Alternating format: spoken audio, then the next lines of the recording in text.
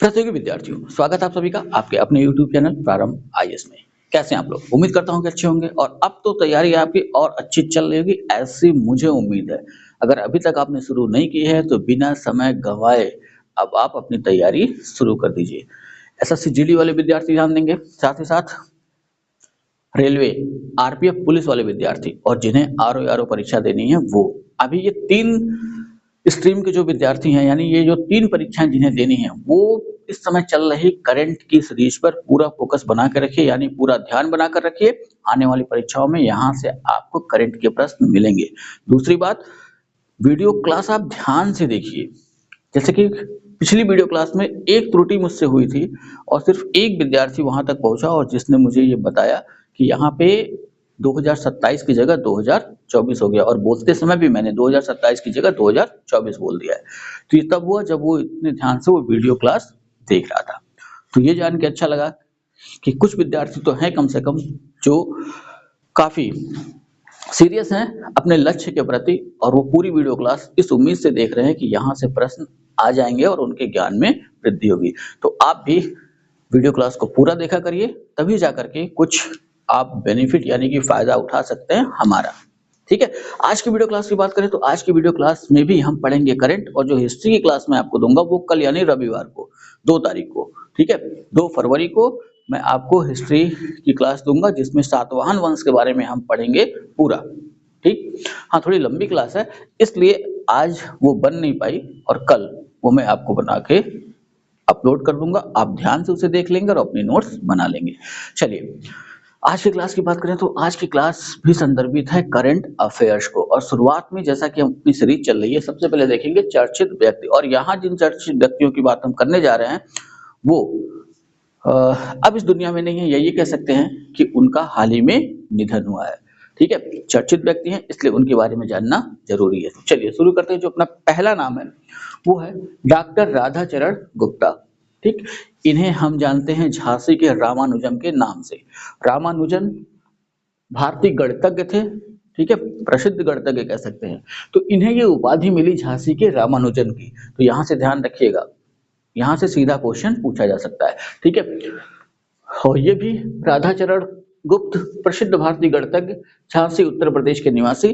ठीक है, 89 वर्ष की आयु में 5 सितंबर 2024 को झांसी में इनका निधन हो गया।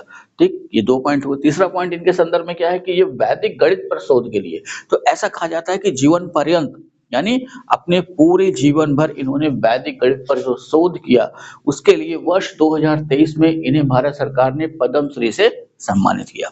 ठीक है, दूसरा नाम जो है अपना वो है सीताराम येचुरी। ठीक है, तो ये कौन थे? कम्युनिस्ट पार्टी ऑफ इंडिया के महासचिव।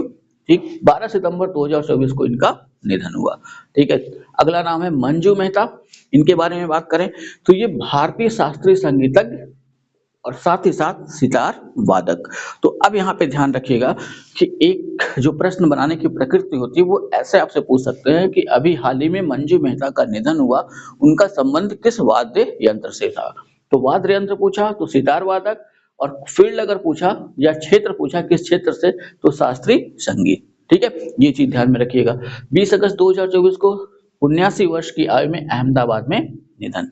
ठीक, अगले नाम की बात करें तो अगला नाम है नटवर सिंह। पॉलिटिशियन है यानी राजनेता रह चुके हैं, कांग्रेस पार्टी के वरिष्ठ नेता, और जब कांग्रेस पार्टी की सरकार थी उस समय ये विदेश मंत्री भी थे। ठीक है, पूर्व विदेश मंत्री। 11 अगस्त 2024 को 93 वर्ष की आयु में निधन।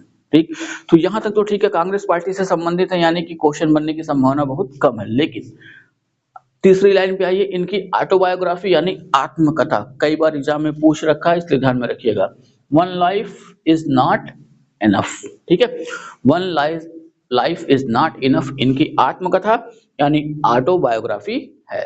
तो यहां से प्रश्न बनने की संभावना बनती है। पूछा जा सकता है कि one life is not enough नामक पुस्तक के लेखक कौन हैं या कौन थे? ठीक है, तो नटवर सिंह। अगला नाम डॉक्टर प्रभा अत्रे। तो इनका नाम भी ध्यान रखिएगा। शास्त्रीय गायिका। ठीक है, शास्त्रीय गायिका में हिंदुस्तानी शास्त्रीय संगीत के किराना घराने से संबंधित थी। ठीक है, 92 वर्ष की आयु में 13 जनवरी 2024 को पुणे में हुआ इनका निधन। अगला नाम मुनव्वर राणा, एक शायर। ठीक है, प्रसिद्ध शायर 14 जनवरी 2024 को लखनऊ में निधन। ठीक, वर्ष 2014 में ये चर्चा में आए। ठीक है, 14 और 15 2 साल ये काफी चर्चा में रहे और चर्चा की वजह क्या थी कि 2014 में इनकी रचना शाहदाबा के लिए इन्हें साहित्य अकादमी पुरस्कार से सम्मानित किया गया। लेकिन सरकार की नीतियों के विरुद्ध इन्होंने अपने विरोध स्वरूप यानी ये पुरस्कार सरकार को वापस कर दिया। ठीक है, तो ध्यान रखिएगा 2014 में इनकी रचना शाहदाबा के लिए इन्हें साहित्य अकादमी पुरस्कार से सम्मानित किया गया था, लेकिन इन्होंने आगे चलकर यानी बाद में ये पुरस्कार भारत सरकार को लौटा दिया, इसलिए चर्चा में उस समय आए थे। अब इनका हुआ है निधन। ठीक है, 14 जनवरी 2024 को। अगला नाम है राकेश पाल। इनका नाम भी विशेष तौर पे ध्यान रखिएगा। ठीक है, भारतीय तटरक्षक बल के महानिदेशक। ठीक, जब इनकी मृत्यु हुई तो ये इस पद पर थे। ठीक है, 18 अगस्त 2024 को चेन्नई में 59 वर्ष की आयु में हृदयघात से निधन, यानी दिल का दौरा पड़ने से इनका निधन हो गया चेन्नई में 59 वर्ष की आयु में। जिस दिन इनका निधन हुआ यानी 18 अगस्त 2024 को, उस दिन रक्षा मंत्री राजनाथ सिंह चेन्नई के दौरे पर थे और उनके दौरे के दौरान ही इन्हें जो हृदयघात हुआ और इन्हें हॉस्पिटल ले जाया गया, लेकिन राकेश पाल को बचाया नहीं जा सका, इनकी मृत्यु हो गई। ठीक है, तो ये 7 नाम अच्छे से ध्यान में रखिएगा। अगली करंट की जो क्लास होगी उसमें और 7-8 नाम मैं आपको दूंगा। ठीक है, तो ये नाम वाली श्रृंखला हम तब तक चलाते रहेंगे, मेरे ख्याल से 3 या 4 क्लास में कंप्लीट हो जाएगा।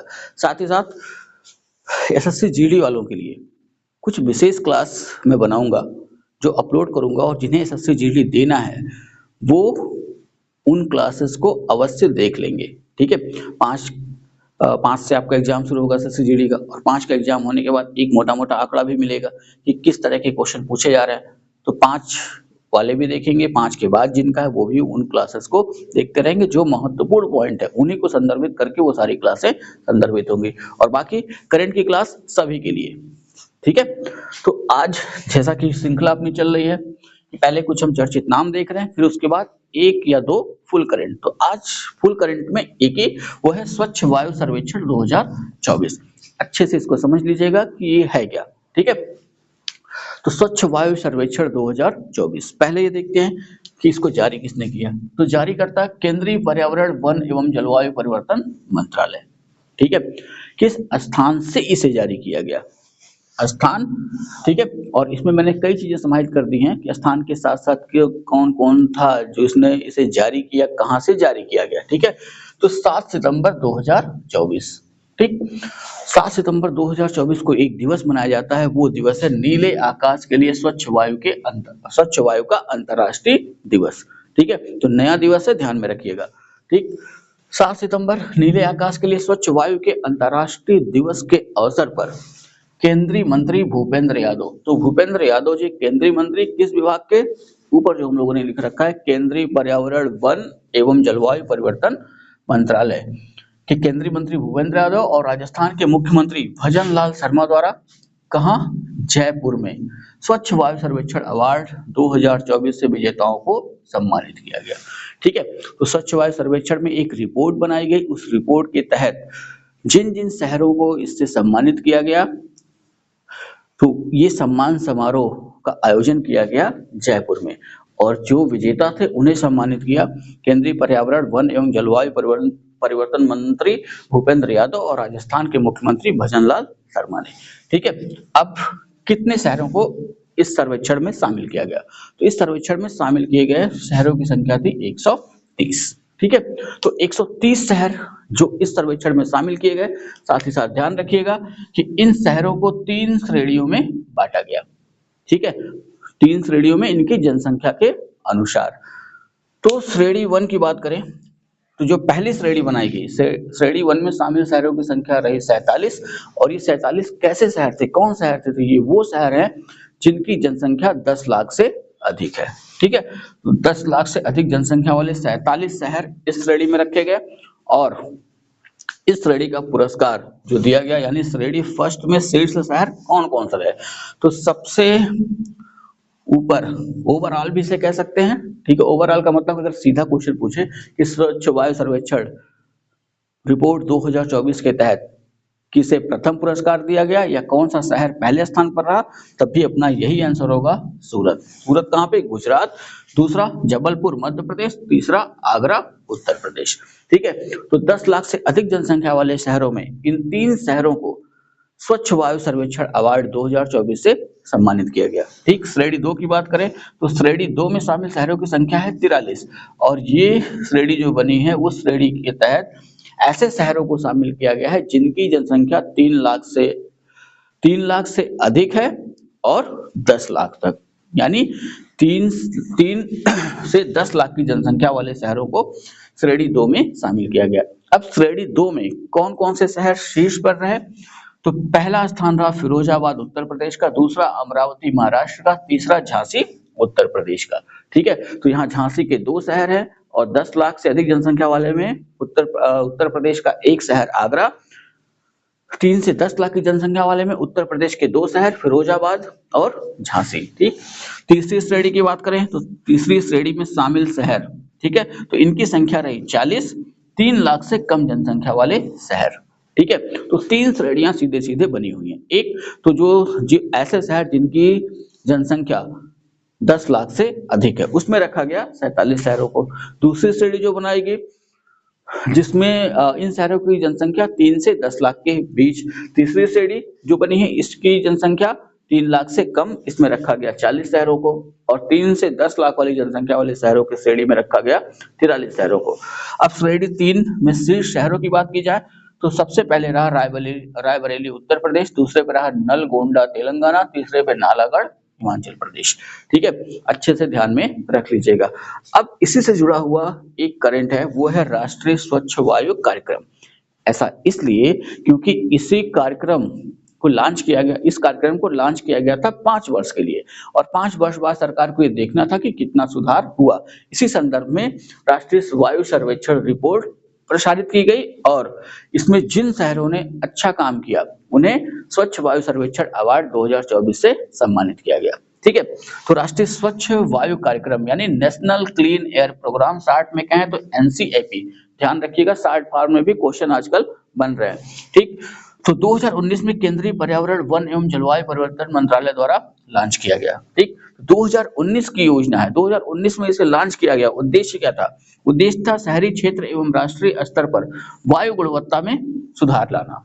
ठीक है, एनसीएपी यानी national clean air programme, Hindi में कहें तो राष्ट्रीय स्वच्छ वायु कार्यक्रम के तहत करना क्या था? 2024 तक पार्टिकुलेट मैटर यानी 60 में कहें तो पीएम 10 और पीएम 2.5 के स्तरों में 20 से 30% की कटौती लाना। ये इसका रखा गया था लक्ष्य 5 साल के लिए। तो जो पार्टिकुलेट मैटर आप देख रहे हैं पीएम 10 और पीएम 2.5, तो जब ये धूल उड़ती है तो जो धूल हमें दिख रही है वो उतनी हानिकारक नहीं है, लेकिन इस धूल के साथ कुछ ऐसे भी कण हैं जो हमें दिखाई नहीं देते हैं लेकिन सांस के माध्यम से हमारे शरीर में प्रवेश कर जाते हैं। ठीक है, तो ये वो कण हैं जो रुकते नहीं है।